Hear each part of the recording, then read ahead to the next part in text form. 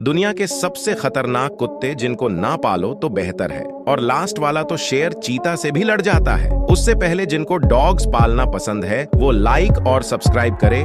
Number 1 pitbull. ये dog दुनिया के सबसे पावरफुल डॉग्स में से एक है, जो इसकी यूनिक बॉडी बताती है। ये अपनी फैमिली के लिए लॉयल होते हैं। Number 2 Doggo Argentino. ये दुनिया का सबसे गुस्सैल कुत्तों में से एक है। इसकी ताकत के आगे अच्छे अच्छे डॉग पीछे हो जाते हैं। इन डॉग्स को डॉग फाइट में यूज किया जाता है और इसके आगे शेर भी आ जाए तो पीछे